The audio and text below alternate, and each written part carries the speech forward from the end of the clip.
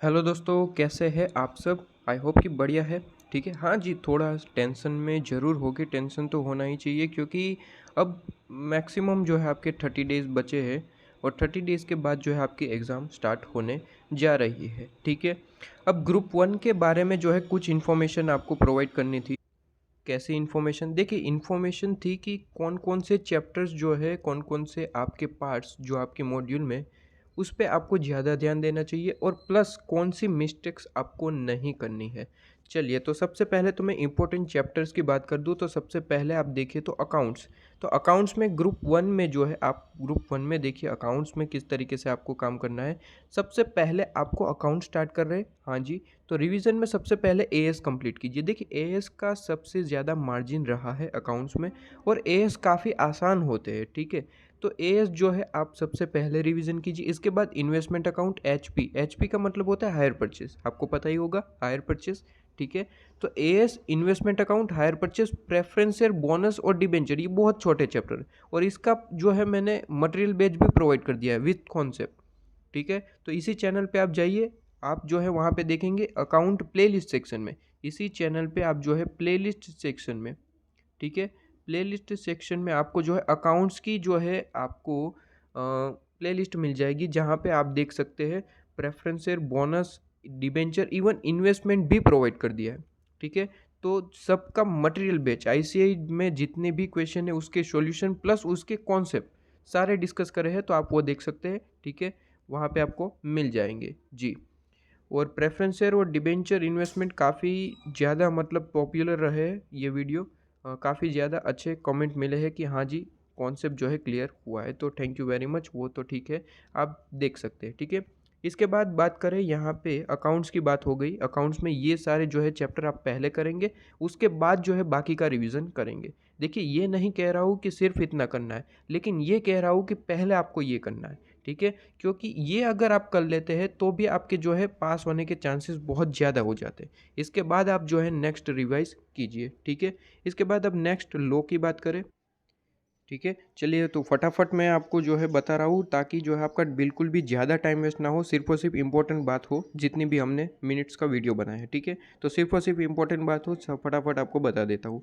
सबसे पहले तो अकाउंट के बता दिया। अब लो में देखिए, लो में सबसे पहले आपको जो है अदर लो कंप्लीट करना है। चाहे आप रिवीजन वीडियो देख रहे हैं, चाहे आप नोट से पढ़ रहे हैं, मेरी एडवाइस रहती है कि आप नोट से एक बार ज़रूर पढ़ें। ठीक है, रिवीजन वीडियो देख रहे हैं कोई दिक्कत नहीं, लेकिन उसके बाद नोट्स ज़रूर पढ़ें। ठीक है, और नोट से ही रिवीजन करना अभी बेटर रहेगा।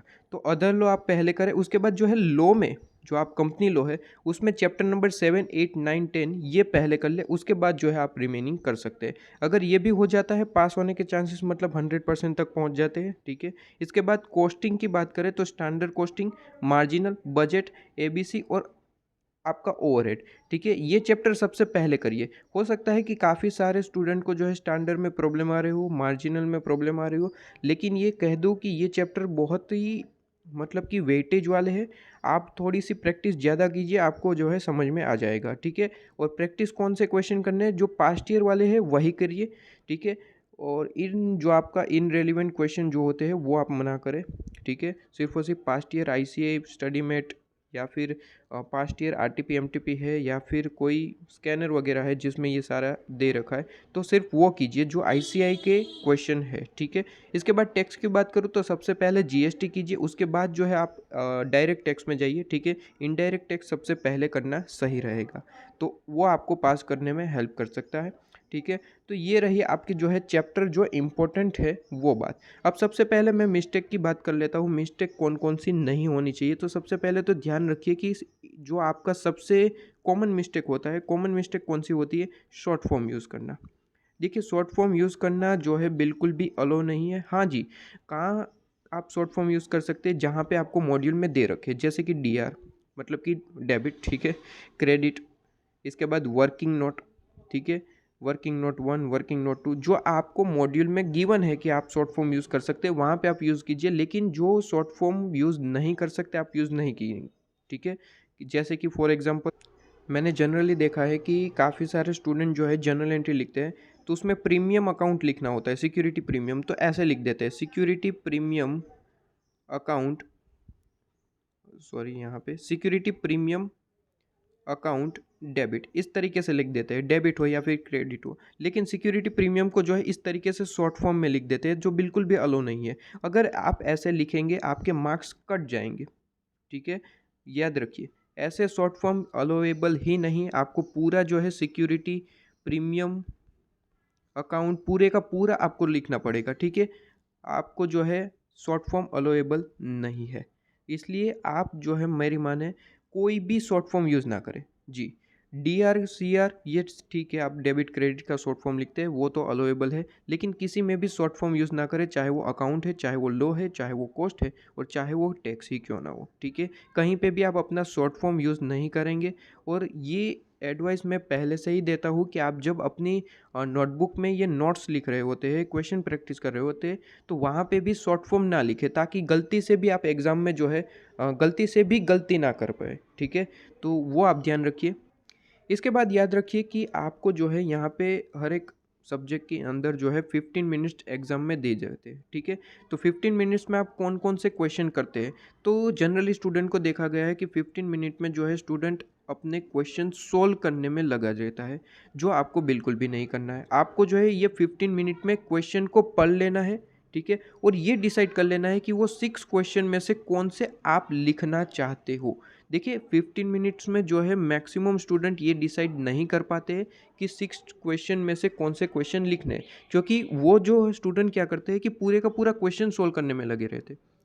ये 15 मिनट्स आपको ये इसलिए दी गई है क्योंकि आप ये डिसाइड कर ले कि वो 6 क्वेश्चन जो आपको दिए जाते हैं उनमें से कौन से क्वेश्चन, खैर इसके लिए तो ये क्वेश्चन करने हैं, तो इसके लिए तो जो है आपको अलग से वीडियो प्रोवाइड किया जाएगा, ठीक है। अगले दिन मैं आपको जो है एग्ज़ाम के अगले दिन आपको जो है ये सारा इन्फॉर्मेशन प्रोवाइड कर दूंगा। खैर हमारा जो ये अभी वीडियो बनाने का पर्पस था कि आपको जो है कौन कौन सी मिस्टेक नहीं करनी चाहिए। तो देखिए रिवीजन के टाइम भी आप याद रखिए, रिवीजन के टाइम भी याद कि वो चैप्टर जो आपने कभी नहीं किए या फिर बाकी रह गए, वो चैप्टर अब आप नहीं करेंगे, अभी नहीं करेंगे, ठीक है। अगर आपका जो है जो चैप्टर हो गया है वो रिवीजन सबसे पहले करिए, उसके बाद अगर आपके पास टाइम रहता है, तो फिर वो चैप्टर कीजिए जो आपके बाकी रह गए। अभी बिल्कुल भी आप जो है अपना टाइम वेस्ट नहीं कर सकते, आपके पास टाइम ही नहीं है वेस्ट करने के लिए, ठीक है। वेस्ट करने के लिए आपके पास टाइम ही नहीं है। आप जो है अभी जितने चैप्टर हो गए हैं आपके, वो आप पहले कीजिए, उसके बाद अगर आपके पास टाइम रहता है तो फिर आप जो है इसके ऊपर जो है आप जा सकते हैं। और टाइम अलोकेट कीजिए, 30 डेज़ है आपके पास और ये 4 सब्जेक्ट में आपको जो है टाइम देना है, ठीक है। अब टाइम आप अपने लेवल के हिसाब से दीजिए, जैसे कि अकाउंट काफ़ी सारे स्टूडेंट का 90% हो चुका है, तो उसके लिए उस तरीके से डेज अलॉट कीजिए। लो में, कॉस्ट में, ठीक है, टैक्स में ज़्यादा दे सकते हैं, कम दे सकते हैं, जो आपकी प्रिपरेशन के हिसाब से जो है आप डिसाइड कीजिए। अब याद रखिए मॉक टेस्ट जो है आपको आईसीएआई प्रोवाइड करता है, बेसिकली अभी मॉक टेस्ट चल ही रहे हैं, ठीक है। तो वो मॉक टेस्ट ज़रूर दीजिए, ठीक है। 2 मॉक टेस्ट आपको दिए जाते हैं प्लस आरटीपी एमटीपी, ये बहुत इंपॉर्टेंट होता है।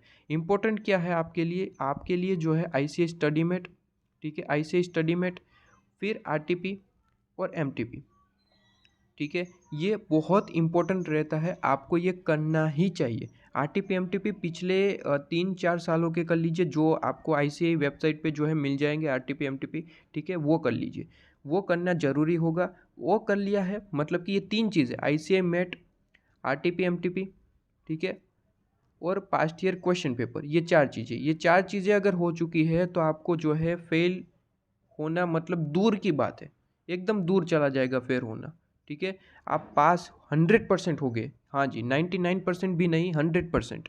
अगर ये आपका हो गया है 100% आपके जो है चांसेस है जी। तो ये आपको कर लिया, काम ख़त्म है, ओके। इसके बाद यहाँ पे बस यही जो आप करते हैं, आप जो है शाम को उसका रिवीजन भी करा करें, ठीक है। जितना अभी रिवीजन किया है वो उसके बाद जो है रात को शाम को जो है 2 आवर्स 3 आवर्स लेके जो है उसका जो है रिवीजन ज़रूर करते रहिए। बस यही एडवाइस थी, आप जो है ये फॉलो करते रहिए, ठीक है। और ये चैप्टर जो है मैं नहीं बोल रहा हूँ, ठीक है, ये आपके आईसीआई वेटेज के हिसाब से, जो आईसीआई ने जो है आपको वेटेज प्रोवाइड किया उसके हिसाब से ही बोल रहा हूँ, ठीक है। ये मेरा कोई ओपिनियन नहीं है, आपको आईसीआई ने ही बोला है कि इन सारे चैप्टर्स के जो है सबसे ज़्यादा वेटेज रहे और वो मैं आपको बता रहा हूँ, ठीक है। तो आपको इसे फॉलो करना ज़रूरी रहेगा। आईसीएआई ने ही बताया इन चैप्टर्स के जो है वेटेज ज़्यादा रहते हैं। प्लस अकाउंट में तो मैंने ये 2 चैप्टर बता दिए, 3 चैप्टर, और ये जो है बहुत आसान चैप्टर है, इसलिए मैंने इसको यहाँ पे ऐड कर दिया है। इनमें से क्वेश्चन आता ही आता है, ठीक है। तो ये क्वेश्चन आप जो है अच्छे से सोल्व कर पाए, और ये ईजी चैप्टर है, सारे के सारे ईजी चैप्टर है, ठीक है। और प्लस ये प्रेफरेंस, बोनस, डिबेंचर, इन्वेस्टमेंट, ये सारे तो आपको जो है वीडियो भी प्रोवाइड कर दिए मैंने, तो वो भी आप देख सकते हैं, ठीक है। लॉ में अदर लॉ बहुत इजी, ठीक है। और कॉस्ट में जो है आपको एबीसी ओवरहेड तो सबसे ज़्यादा इजी है जी, इजी है, ठीक है, इजी है। इसके बाद मार्जिनल भी इजी है, बजट भी इजी है। स्टैंडर्ड में कुछ स्टूडेंट को प्रॉब्लम आता है, कुछ को नहीं, तो वो देख लीजिए ज़रा, प्रैक्टिस मैक्सिमम कीजिए। जीएसटी इजी है, ठीक है, हाँ जी, जीएसटी इजी है। आप जो है 2-3 बार रिवीजन करेंगे, जीएसटी आसान लगने लगेगा, ठीक है। और बस यही आपकी एडवाइस है। बाकी का जो है अगले दिन जो आपको पीडीएफ प्रोवाइड करेंगे उसमें एडवाइस प्रोवाइड कर देंगे।